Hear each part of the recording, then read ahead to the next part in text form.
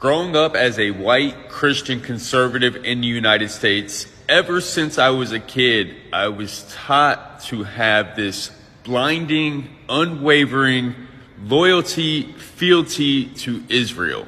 I was conditioned to believe that Israel was the promised land and the Israelis were God's chosen people, and all the Arabs surrounding Israel just wanted to annihilate them and wipe them completely off the map. We were taught that Muhammad was a false prophet and those who were worshiping to Allah were worshiping to the wrong God. And we were taught that we were supposed to pledge allegiance to the United States, support the American military and their endeavors all across the world, but especially in the Middle East, and their support for Israel. We were supposed to back that no matter what. And to question anything would be un-American. But now that I'm older and we have access to the world at our fingertips and I can see with my own two eyes what is going on, I've began to question everything.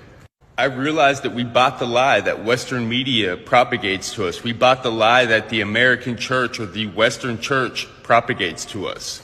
I don't believe in the duality of the world. I don't believe that we are good, that America's good, that Christians are good, that Jewish people are good, and that Arabs and Muslims are bad and evil.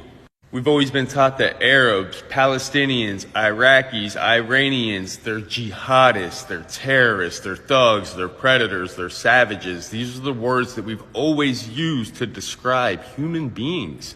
We are taught that Israel has the right to self-defense, that they are morally superior in this battle. But I now realize that he who controls the media controls the masses, and Israel has the power to not only control the narrative, but to control the way that the war is fought. We are taught that this war started from a Hamas terrorist attack on October 7th, but in reality, this war started 75 years ago, with the start of the ethnic cleansing of the Palestinian people and the stealing of their land. One thing I've learned about the U.S. and other imperialist and colonizing nations is that they love to put their foot on other people's neck and then act shocked when they fight back. Any nation that tries to employ a system other than the United States capitalistic system, we will automatically cut them off, sanction them, put our foot on their neck, don't give them access to the U.S. economy and the rest of the world, and then we will look at them and say, look, they failed. That doesn't work. Their system doesn't work. And we're supposedly the wealthiest nation in the world, but we've got millions in prison. We've got millions on the street homeless. We got millions without health care.